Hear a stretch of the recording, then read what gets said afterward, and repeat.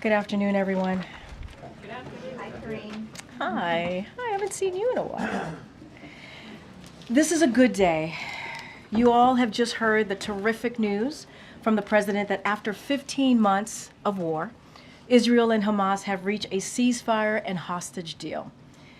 This deal will halt the fighting in Gaza, surge much needed humanitarian assistance to Palestinian civilians who have been living in dire conditions, and it will reunite the hostages, including Americans, with their families after more than 15 months in captivity, experiencing unimaginable suffering. Over the past few days, President Biden spoke with the leaders of Israel, Qatar, and Egypt to continue to push negotiations forward and reach the resolution we announced today. The process has been steered out of the West Wing at the direction of the President by National Security Advisor Jake Sullivan and driven to completion through relentless diplomacy by Middle East Coordinator Brett McGurk, who has been actively negotiating day and night in Doha. I will note that Brett is currently in meetings with foreign leaders, and when he emerges, the National Security Council is going to host a background call to answer more of your questions. Secretary Blinken, Director Burns have traveled regularly to the region in recent months and throughout the past year and been in close touch with the key players in the region to advance negotiations forward. President Biden has also directed his team to work closely with the incoming administration to ensure all spoke with one voice on the need to secure a deal.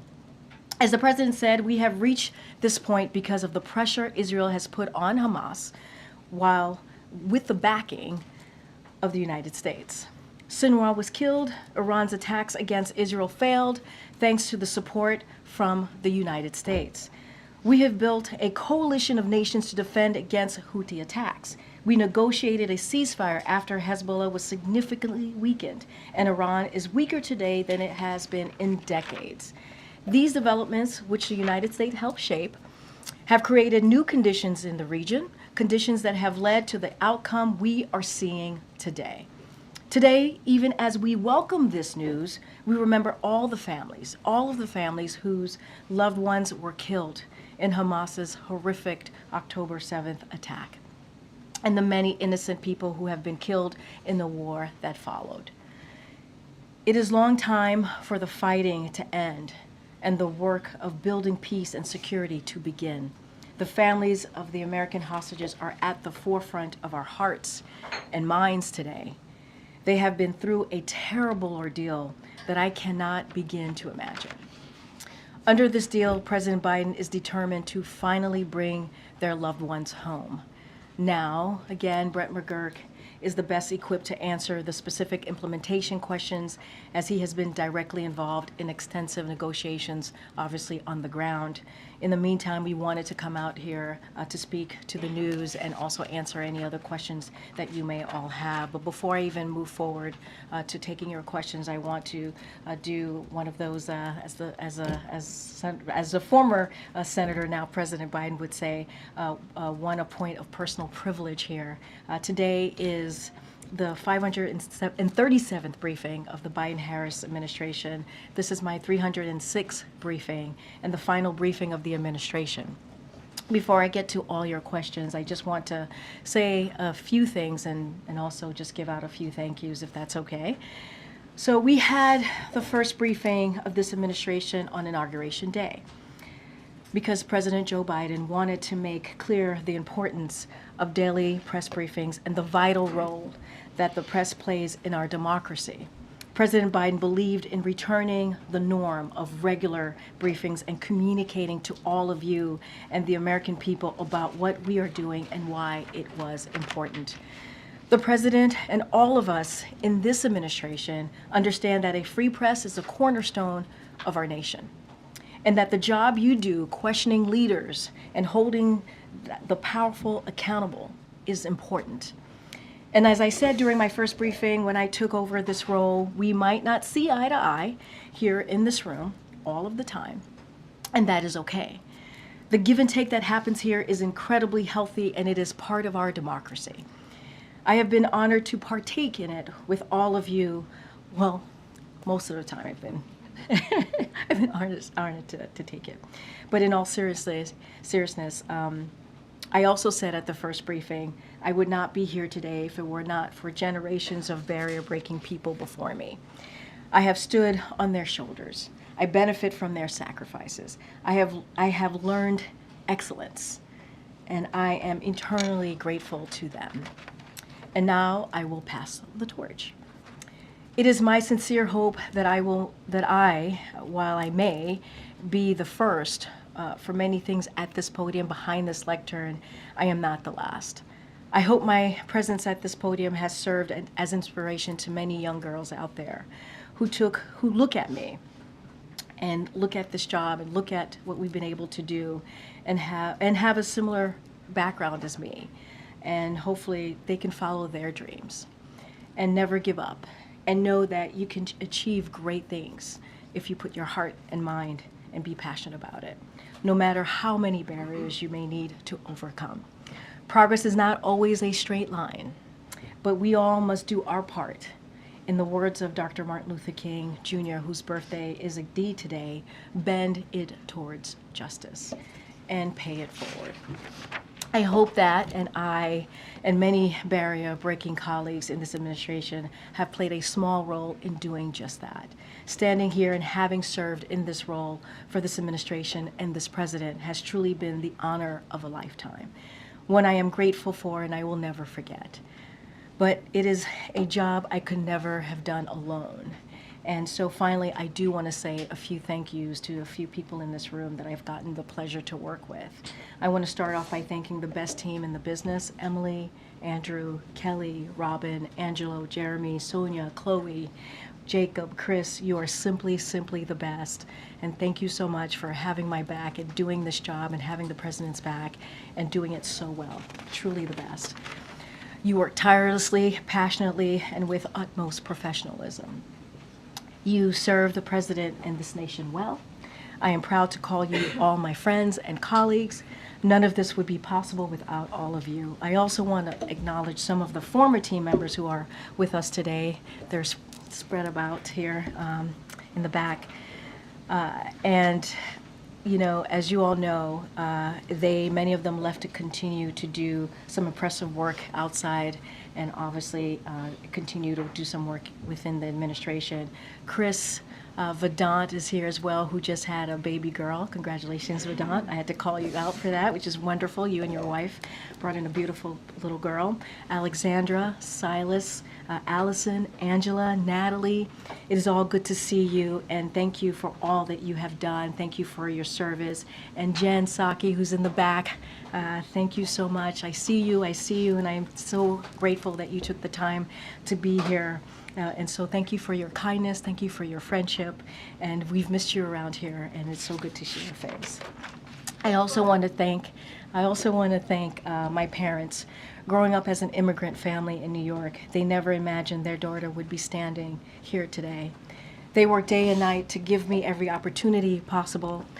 I can't thank them enough, and to my parents, sorry I didn't become a doctor, but hopefully this is okay.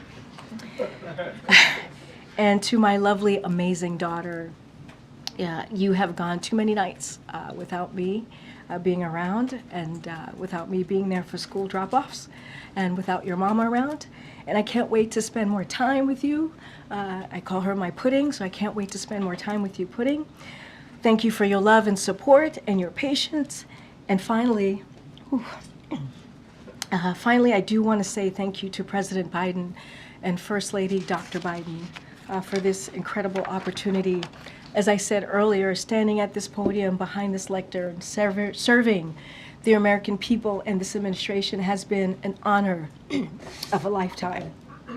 And I will be forever grateful to the President for his trust and this amazing opportunity. And with that, thank you for your patience all. I appreciate that. With that, Zeke. Thanks, Karine. When will the American hostages who are being held by Hamas be released? Will they be released in phase one, or will that come in subsequent phases? And so the president answered this a little bit when he was speaking earlier today. He mentioned phase one. that's when we're going to be seeing that. All And the s- American hostages will come out in phase so one? there will be more details that Brett McGurk will share right after this briefing. But what I will say is just to give you a little bit of how it will work. So during the first phase, which will begin on Sunday, the fighting will stop. Hostages will begin to be released, and aid will surge into Gaza. During these weeks, the second phase of the deal will continue to be negotiated to bring a permanent end to this war. If negotiations take longer than 6 weeks, the ceasefire will continue to hold as long as negotiations continue. This deal was developed by the president and his team about 8 months ago, back in May. You heard the president talk about that. So this was the framework. And once he was able to put out the framework, it was endorsed by the world. And so we are certainly, as the president started off in his remarks to the American people, to all of you as well, this is a good day. This is a good day. This is a good step forward. And so Brett McGurk, after this briefing, will have a call to give more details of how this is going to move forward. But again, this is a very good step forward. And then, as you mentioned, the president announced this framework back in May of last year. A deal has been reached 5 days before this administration's term ends. It will go into effect a day before the next president is sworn in. Is it clear, does the president want to give some credit to his successor, and that there's a forcing mechanism by that transition is helping push this deal towards the So a couple of finish line? things, and you said this in your question to me. This is a framework that the president put forth about 8 months ago, back in May. Again, it was endorsed by the world when he put out this framework. His team has worked, because of the direction of the president, obviously, has worked 24/7, night and day, to get this done. You're going to hear directly from Brett McGurk, who's been on the ground, who's been in Doha at the direction of the president, obviously, with the leadership of National Security Advisor Jake Sullivan. And what we see this day as, this is a good day. This is a good day. Hostages are going to be able to go home, including American hostages, to their families. And after, 15 months since Hamas did something so unimaginable, launched an attack that was so dreadful. We lost so many lives because of that attack on October 7th. And we have been working around the clock to get this done. And so that's how we look at it. We're going to continue. We're going to continue to speak with the Trump transition. You heard even from National Security Advisor Jake Sullivan on Monday talk about how they have been coordinating with the Trump team, keeping them abreast, having regular conversations with them about this. And now we understand that this is going to be implemented by the next team. And so we're going to continue to work with until January 20th, we're going to continue to work closely with the Trump transition team. We have to remember what we have seen from this president over the last 8 months, since 15 months, as we're talking about this particular matter. That's what American president does. That's what they do. And that's what we've seen from this president and his leadership. And you mentioned that this deal will be implemented by the next president. There's coordination between the White House and the incoming administration. Has the president spoken at all with his successor? And outside of the very brief ceremonial tea that they will have on the morning of the 20th, does he plan on having a more substantive conversation with him about his strategy and the briefing and the relationships that went into this agreement? Well, Zeke, I will remind you, when he invited the President-elect Trump to the White House, they met for more than 90 minutes. And that's a pretty long time, significant time to have a heart-to-heart, a bit of a conversation. So that happened, as you know, right after the election. I don't have anything to read out at this time of upcoming conversation or conversations that's happened since their meeting in the Oval Office. But again, the Trump transition team and our team have been in constant communication, having these conversations, keeping them abreast. This president made a commitment. He made a commitment that he wanted to see a peaceful transfer of power, something that he didn't get 4 years ago. But he wanted to make sure to continue that tradition and do a peaceful transfer of power. That's what you have seen. He wanted to make sure the transition was effective, efficient, and that's what we have provided. And like I said, we're going to be in close touch with our team and their team in the next couple of days. And just lastly, on a different topic, you've said the president has been weighing preemptive pardons for all sorts of officials who he fears may be targeted by the incoming administration. Has he made a decision? And given that this is the last briefing, if he were to decide to issue those pardons, could you commit now that there'll be an opportunity to ask questions of the outgoing administration before noon on the 20th about any of the presidential actions? I don't have anything to announce. You are correct. You could expect more pardons. I'm not going to go into details of what that's going to look like. It is not unusual for a president to do that. And so you should expect that from this president. I'm not going to make any commitments right now. I'm not going to lock ourselves into a potential another opportunity to ask questions about the pardons. But what I can say is stay tuned, and there'll be more to share. And I'm sure the president's going to want to continue to engage with all of you in the next couple of days. Okay, Lucia. Thank haven't you, seen you in a Karine. while. Good to see you. It's good to see you, and thank you so much for taking our questions so often. Thank you. I Really appreciate that. it. Thanks, Lucia. So, in terms of implementing the terms of this agreement, how confident is President Biden that the incoming administration will do that, and have they offered any assurances that they will carry them out? I think there's a commitment to move forward with this deal. I think there's a commitment to make sure that there's an end to this war. Obviously, hostages are going to be coming home. Obviously, we've been in very close touch with the Trump transition. And the president was asked some variation of that question moments ago after he spoke, and he said he is very much indeed confident. So look, we understand this is going to be implemented by the next team, as I just stated. We are going to work closely, in close coordination with the Trump team.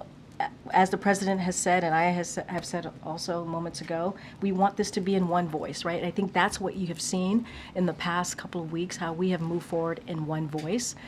And this is what's important for the hostages, to get them home, to make sure that we're getting that humanitarian aid into Gaza, and to ending this war that has taken a lot of innocent lives.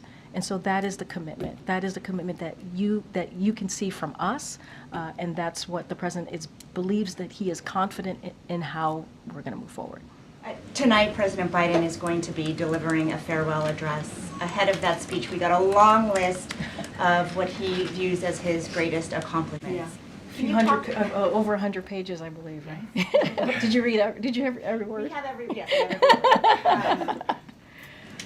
Can you talk about what he thinks his greatest failures are, and whether he will address those tonight to the American public? So look, this is an important moment for the president. He has been working on the speech, because obviously these are farewell remarks, but he is obviously going to be talking directly to the American people. It is not going to be partisan. This is something that, and not just forget, it's not just about the last 4 years of his administration. He is stepping down from his career, right? More than 50 years of public service that this president has done as senator, as vice president, as president. So you can imagine the president has a lot to say, a lot of thoughts that he wants to share, really touch on the moment that we're in right now. And so that's what you're going to hear from the president. What he wants to do, obviously, is also be positive, talk about what we have been able to do. This is a president that speaks about possibilities and how he sees this country moving forward.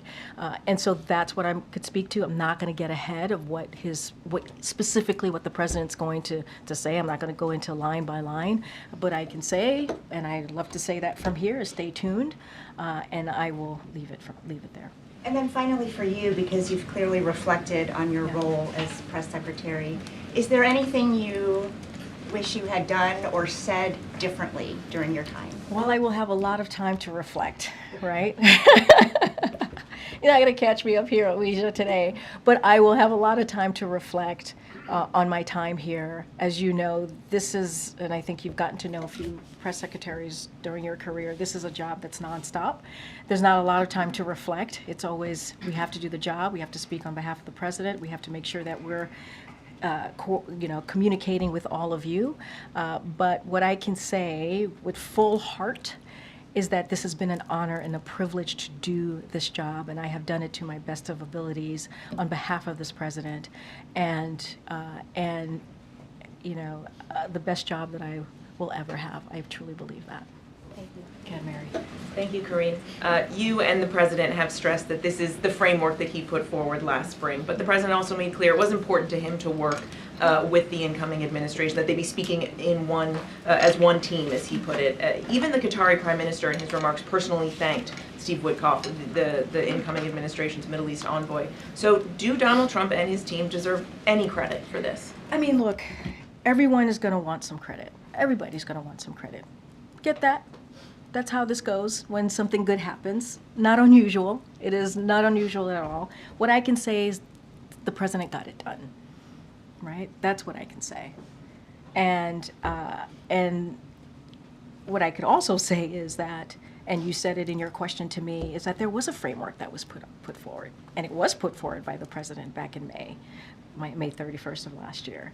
And it was endorsed by the world. And you see a president that has done everything that he can. This is someone who has foreign policy experience, decades of foreign policy experience. He understands what it means to bring people together. He understands what it means to get a deal done. He also said in his remarks how difficult it was to negotiate. Negotiating is incredibly hard, and this wasn't easy, but we got it done. And so, this is someone who speaks from experience. And this is, again, not an easy thing to get done. But as we've said, and I've said multiple times, and I think Jake Sullivan said this obviously recently when he was here on Monday, we were able to work closely with the Trump transition team and coordinate with them. But again, this is a framework that the president put out, and negotiations aren't easy. And this was one of the toughest negotiations that he experienced. And this is something that the president shared with all of you. And does the president have any plans to talk to the families of the hostages, or has he talked to them today? So as you know, the president and this administration has been in regular touch with the hostages hostage family, and have obviously always communicated with them that how much we're with them and the work, everything that we're doing to try to bring their loved one home. And we have stayed in constant communication with them. I don't have anything to read out as a call to any of the American hostages or the families at this time, but I can say that the president is, as he said, this is a really good afternoon, and our hearts go out. Our hearts go out to the families who have been waiting 15 months to get their loved ones home, and so this is a big deal. This is a big deal. And just on a slightly more personal note, on this your 306th briefing, what advice do you have for your successor? So I was asked this question, I think, when my successor was announced, and it's pretty much the same, which is, obviously I wish her the best of luck. This is a great job, an amazing opportunity to be standing at this podium behind this lectern and to go back and forth with all of you and speak on behalf of this president, the president of the United States. There's nothing like it, and I hope she enjoys the job. I hope she continues to do what we've been doing for the past almost 4 years, and I truly wish her well. The decision the president made to include Steve Witkoff, how did that come about? Look, that is, I'm not going to... And why did the president do it? Well, look, this goes back to what the president said right after the election. A peaceful transfer of power. Again, something that he didn't get 4 years ago. And wanting to make sure that we had an effective, efficient transition. That's what it looks like. The president is basically leading by example. That's what he's doing. This is a president who understands norms, who understands institutions, and understands how important that is. And he wanted to respect the outcome of the election, the will of the people. And that is what you've seen this president do. At any point, did the president think maybe this deal will not be reached on his watch? The president was hopeful. He was optimistic. This is, as you know, I think you know this, Steve, this is a president that tends to be optimistic and hopeful, but not just that, does the work, leans in, has the experience to get things done, which is what we saw from this president today. I think this is a great example of that. And, you know, he never gave up hope. Never gave up hope.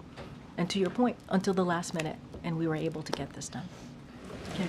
Thank you, Karine. This is the second negotiated pause in fighting between Israel and Hamas. The first, as you know, was reached more than a year ago in November 2023. Fighting then resumed just a few weeks later. So what confidence does the U.S. have that this time will be different? We're going to have confidence, right? I think it's important, stepping back. Negotiations are hard, they're difficult. This was a difficult one. This took multiple sides to come together. The president, as you know, spoke to Qatar, the leader of Qatar, Egypt, and even Prime Minister Bibi Netanyahu recently. And this is what diplomacy looks like, having those continued conversations, making sure that voices are heard, and having those tough back and forth. And so we have to be, I think it is important to also be confident in that we can continue to get this done. And, you know, Steve just asked me, why did we bring in Witkoff? Why did we bring in the Trump? This is why. Because we know that there has to be a continuation of this. We know that this first phase is about to start. There's going to be a second phase, and it's going to continue. We got to get to a place where this war is done permanently, ends permanently. And so bringing in the Trump administration, coordinating with them, and making sure that they're having the information that we all have, we are hopeful that this will continue. Under the framework, negotiations for that phase 2 would need to begin within a matter of days after phase 1 begins. What is the White House's view of the commitment of the incoming Trump team and the competency of the Trump team to go through those negotiations and get a phase 2 and beyond? So I would refer you to the National Security Advisor. Jake Sullivan talked about his relationship and back and forth with his counterpart and how that has gone very well. And so I think that's a good sign of how this is going to certainly move forward. Again, we have been in close coordination with their team, and we're going to continue to do that. We're going to continue to talk through with them on the next steps, and we're going to and what you have seen, really, what you have seen in the past, certainly couple of days, couple of weeks, is one voice coming together in one voice to get this deal done. You know, I think a lot of your questions obviously go to the transition team, and they can certainly answer and speak for themselves. But what we can speak to, what I can speak to, is what we've been doing, what we have actively done for the past couple of weeks to get this done in unison, to get this done in a way that that when the transition happens, we have that confidence that we can move this forward, continue to move this forward. More light on other officials from the incoming administration that you and your colleagues in the West Wing have been hosting for meetings and conversations, and what those have looked like? So I can't shed any light on that. What I can say is that we have been working closely with the transition team. We want this to be efficient. We want this to be effective. We are doing this. The president wants to do this on behalf of the American people, and that's what you can count on. I'm not going to list out names of folks who we've been talking to. And just finally, Karine, a new CNN poll that's out this morning shows that just 36% of U.S. adults say they approve of the way that Biden has handled the presidency.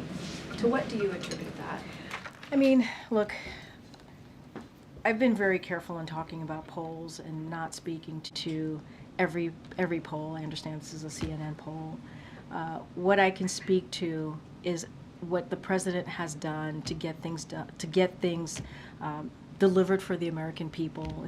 If you think about beating big pharma, if you think about lowering healthcare costs, bringing manufacturing jobs back, or manufacturing back here more broadly, if you think about insulin, capping insulin at $35 a month for seniors, all of those things that I just listed out are very popular with the American people. They are. And that has always been at the forefront of the president's mind. What can he do to deliver for the American people on the needs that they care about? And that's the type of economic policy that he put forward. That's what he wanted to make sure we didn't leave anybody behind. And you know, many communities have felt that they've been left behind. That's why we talk about building an economy from the bottom up, middle out. That's been his focus, and you can see the results. More than 16 million jobs created. When you think about more than 20 million small businesses started, people don't start small businesses unless they feel confident about the economy, and those two go hand in hand. And so, look, we're going to continue to do the work. Continue to make sure that we do everything possible in the last couple of days to deliver for the American people. And that's the president's focus. Let's not forget, when he walked in, there was a pandemic, once in a generation pandemic. And he turned that around. And so the president's going to address the American people later today, farewell address, and he'll certainly have a lot to say. Go ahead, JoJo. Thanks, Karine. Yeah. Last time I'll be able to say that. I know. Thanks for taking questions these last couple of years. Thank you. President-elect Trump, in a social media statement today, said the ceasefire deal could only have happened as a result of his election victory. What's your response to that assessment? Do you agree with that? Disagree? Look, I think the president was asked some version of that question. I think that was the first question that he got after he spoke. And I said this, everyone's going to want to take credit. That's how these things work. But the fact of the matter is, in order for this deal to have been done, there needed to be a framework. The person who provided that framework was President Joe Biden. And we have been working on this for some time. It didn't just come together in the last couple of days. It didn't just start the last couple of days. And so, and not only that, he put together a framework. It got endorsed by the world. That's not an easy thing to do. And, and so that's part of the first thing that he was able to do. The second thing that he was able to do was support Israel. And by supporting Israel, that badly weakened Hamas. You saw what happened to Hamas's leadership. And what we were able to do to the backers of Hamas. And so all of those things mattered. Our support and what we were able to do, how this president stepped in, matters. And now we are in a situation where we're going to pass this over to the incoming administration. A lot of this is going to be implemented by the incoming administration. That is why we worked very closely with the incoming administration. And again, that is what an American president makes. And secondly, President Biden's going to be spending his final full day of his presidency in Charleston, South Carolina. Can you discuss what he's going to be doing? We'll have more to share on that, and I don't want to dive into that right now, but we'll certainly have more to share on what that will look like these last couple of days. Go ahead, Karen. Just two quick ones. Does the president intend to leave a letter for President-elect Trump before he leaves office, as Trump did for him? Well, I guess we'll see. We'll see. I don't have anything. That's going to be up to the president. I don't have anything on that. But it's a good question. I'm curious, too. And after Monday, what is the president's plan? What are he and the First Lady doing when they leave Washington on And Monday? we'll have more to share on that as well. Thank you for serving as press secretary and answering our questions for the last couple of years. A couple quick ones just to clarify some things, probably yes or no. I know you have no readout of any calls between President Biden and President-elect Trump. Just declaratively, can you say, no, there has not been a call between them or in any of the last 2 weeks on this specific topic of Israel? Look, I have not asked that question, so I don't want to get ahead of myself here. You always give me homework, Peter. Every time I come, you always tell me, can you come back and tell? Okay. 24/7, yeah. Go ahead. If I can ask you briefly about tonight's address, if you can take us into that room Yeah. Who is going to be in attendance? I trust the First Lady. Will family members be Yeah. there? Who else will be there? And is there anything else surrounding it? It's a very good question. We'll have more color for you later on in the evening. What I can say is the president is certainly very much looking forward to this moment, speaking directly to the American people. It's not every day you get to do an Oval Address. He gets to do another Oval Address, obviously his last one, in prime time. And so we will certainly have more color of who's going to be in the room and what that will look like as we get closer. And then last question, I'll leave it to my colleagues, is Yeah. it's tradition that at the end of the year, the president would do a news conference in advance of departure. The president would take questions on a variety of different topics. What was the decision making? Why did this president decide not to do either of those before his departure? I think the president, especially in the past couple of days, has been very much engaging with all of you, taking questions. He did it today. He himself wanted to stand up a moment to talk about the economy, but also take your questions just a couple of days ago. That is something that he wanted to do, and your colleagues let me finish. Your colleagues asked some really important questions that he was able to answer, an array of questions. And what I can say is I don't have anything to preview at this time, but certainly he's going to continue to engage with all of you. And, we have been, he's been very much involved in going back and forth with all of you in the past couple of days, and that is something that he wanted to make sure that he did that. Were there any concerns about his public performance in a setting like that? I think the issue that I have with that question, Peter, is that he literally did a press conference with all of you days ago with some of your colleagues and took multiple. That's different, than an hour-long press conference. That's why I asked the question. Look, but he took questions. He took questions on an array of issues, went back and forth, and he took questions today. He's been pretty consistent over the past couple of days in doing that. And that shows his performance, that those are questions that he doesn't know what you guys are going to ask, and he takes them and he answers them, and I think that is something that is important to him. This goes back to the freedom of the press, understanding how important you all are to our democracy, and understanding how having that continuation of a back and forth, even when we don't agree, is important. And so I'm pretty sure you all will continue to hear from him in the last couple of days of his administration, and he certainly looks forward to it. Karine, we're sort of dancing around who gets to take credit for this deal. No one's dancing around here. Our colleague at State Department briefed our colleagues that President Trump was critical in getting this deal over the line. Do you not agree with that statement? I mean, look, I'm not going to speak to a random person. Literally your colleague. I don't know who this person is. I'm not going to. Oh. What I can say is, look, obviously Matt Miller will speak for himself. What I can say is there are steps that were taken here that is really important and critical, and that started with this president starting a framework that was agreed upon by the world back in May. And that was because of this president. That was because he was able to lay out his thoughts, his thinking on how to move forward with this negotiation. What I said before, this is someone who understands foreign policy as I'm talking about the president. He understands how difficult it is, and this was not an easy one. And so he has the experience. He was able to get that going, to get that started. So this has been going on for some time. It has. I mean, that's just the reality of it. That is just the facts of it. Have we been coordinating and working closely with the incoming Trump administration, their transition team? Yes. And we've been very forthcoming about that. But the fact of the matter is, it took someone who has the experience that this president had to get this going, to get this moving, to understand what negotiations look like. And that's what this president was able to bring to the table. And it got done under his watch. It got done today. And then secondly, obviously this is a really big day on the foreign policy, national security front. This is your last briefing, or the administration's last briefing. Is there a reason why John Kirby isn't here to take your questions? So look, I just mentioned that Brett McGurk is going to be holding, and National Security Council is holding up a call. I think that's going to be really important. They will talk more about the implementation of this.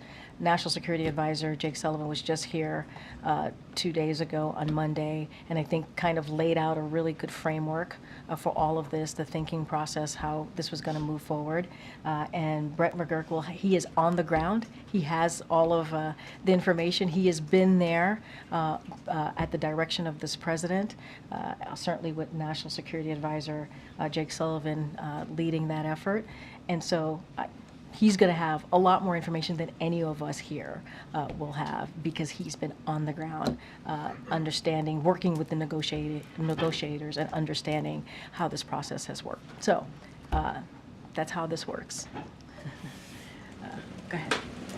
You said that you wish your successor luck. Have you had any extensive conversations with her about how this job is done? Or? I haven't. But you know, I'm not the only White House press secretary or soon-to-be former White House press secretary out there. So I'm sure there are many people for her to connect with and speak with. But I have not had a conversation with her. Yeah, Jackie. Thanks, Karine. How many Americans are going to be in the first tranche, and when will they start coming out? It's a good question. That's why Brett McGurk is going to be holding this National Security Council call. He will have all of that information. The president even said the same thing when he was asked a similar question, that we will have more details to share. And so the National Security Council, Brett McGurk, will share that with all of you, hopefully momentarily, once this is done. I'm confused on why we're having the last briefing of the administration on what's been one of the defining wars of this presidency without being able to answer those questions. I just said he's going to hold a press call, and he'll take your questions on that. Okay. I think that's important to hear directly from the person who's on the ground. I think that's an important thing to do, right? We were under the impression that there were folks here in the building who had those answers, who could tell us. National Security Council is holding up a call so that Brett McGurk can get on that call and take your questions. Okay. Why is it that you seem unwilling to extend any credit to Trump for this deal? Couldn't he just have said, you know, hold off until I'm in office? What I will say is that what we know to be true, what we know this process, how it has moved over the past 8 months, this is a deal that happened under the framework that this president put forward and was endorsed by the world. And this is also an administration that has had certainly the support, the back of Israel, that helped denigrate Hamas, their military severely, weaken them. And we created, because of also doing that, we created the conditions for this deal. That is what has happened over the last 8 months. And we have talked closely, worked closely, coordinated closely with the incoming administration, and that is how we've been able to get to this point.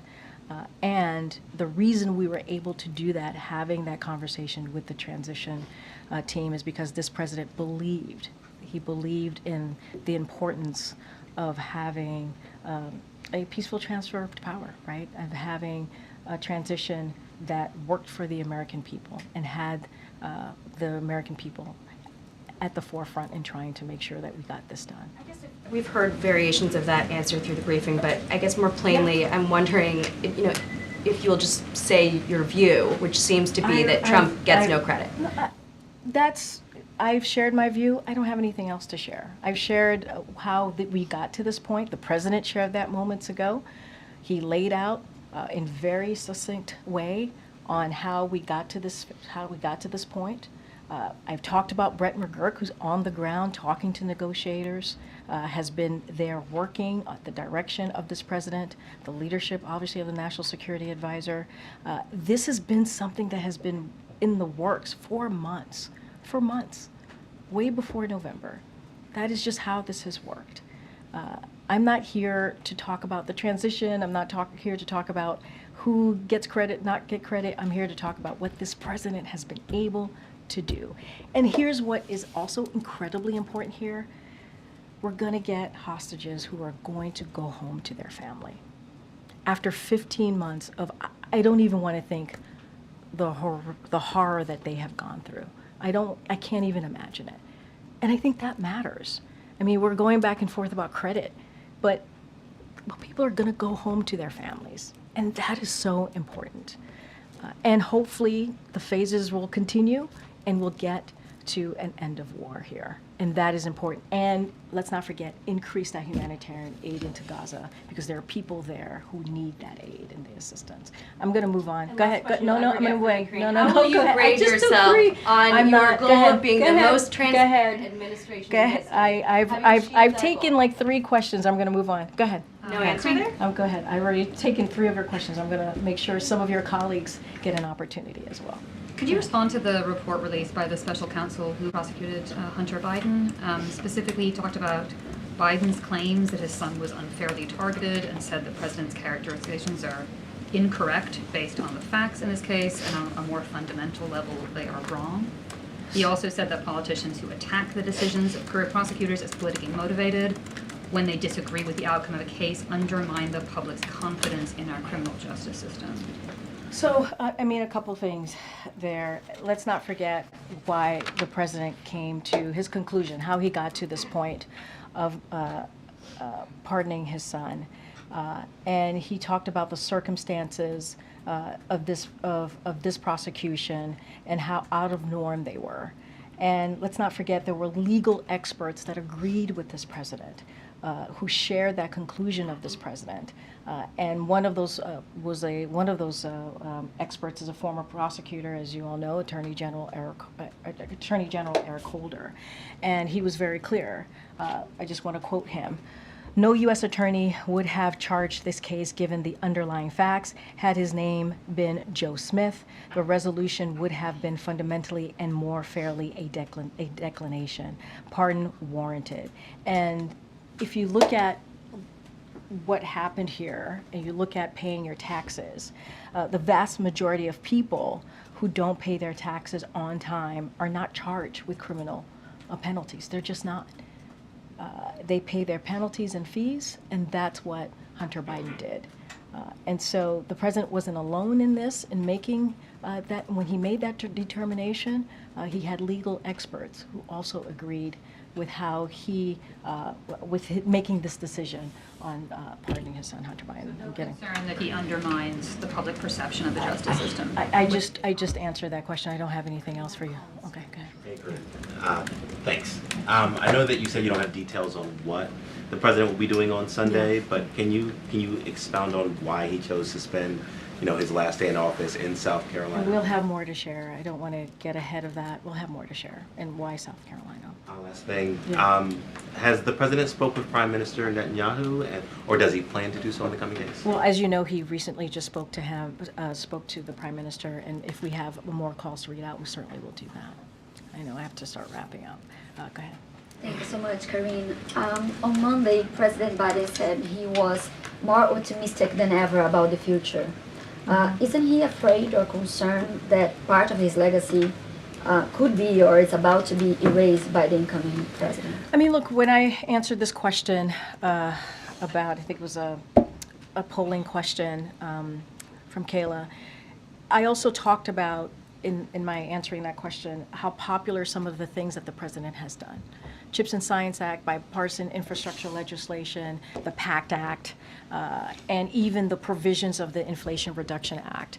And I talked about the insulin being the insulin at $35 a month for seniors. Those are things, all of those things that I just laid out are popular with the American people. And that is something that the incoming administration has to think about, Republicans on the other side of Pennsylvania has to think about. These are things that are incredibly popular. Some of them, bipartisan infrastructure legislation, CHIPS and Science Act, the PACT Act, were done in a bipartisan way. And so to undo those successes, some of the things, again, popular with the American people, that's something that they have to seriously think about. What we have done in those historic pieces of legislation that obviously is now law will have lasting effects on people's lives, lasting effect. So he's very confident about that. And One about foreign policy, because President Biden said his presidency restored the U.S. credibility in the world. Jen Psaki actually said that in her first briefing here, that he was going to do this. But when we talk to foreign leaders or diplomats around, many say that the inconsistency of the U.S. foreign policy is making it harder to work together and really trust that U.S. can be a reliable ally. Wait, say that So last what do part you tell again. The them? inconsistency, you said? Yeah, exactly. Yeah, of the U.S. foreign policy. Make it hard to work and trust that U.S. can be a reliable ally. So what message do you... why are they saying that? What's the inconsistency? Well, one administration come and do a lot of Cuba and Paris and all, and then you put it back, and now again it's about to be, I mean, look, I'm not going to get into what the next administration is going to do, not going to do. What I can talk about is what the president wanted to make sure and that he got done in his 4 years here, which is restore the reputation of the United States, which he was able to do. Get things done on behalf of the American people and make sure that we really mended our relationships with our partners and allies. And that's what you were able to do. You don't expand NATO if it wasn't for this president and his relationships and his experience, right? You don't support Ukraine the way that it was supported by more than 50 countries, the way that it was able to get what it needed to really be on the ground. Remember, Kyiv was supposed to fall within days. That didn't happen. That didn't happen because of this president's leadership. I'm not going to get into what the next president's going to do or not do. And let's not forget today. Today was a big day in the foreign policy space to get this hostage deal done. Hostages are going to go home. We're going to be able to get humanitarian aid surged into Gaza. And we're hopefully going to end this war. And that is incredibly important. All right, guys, I have to go. Thank you. Yep. Have you been in touch with Caroline yet? I was just asked this question. I was just asked this question. I have not been in touch with her, but I certainly wish her luck. Thanks, everybody. Why have you not been in touch with her? Come talk to me in the back. Thank you.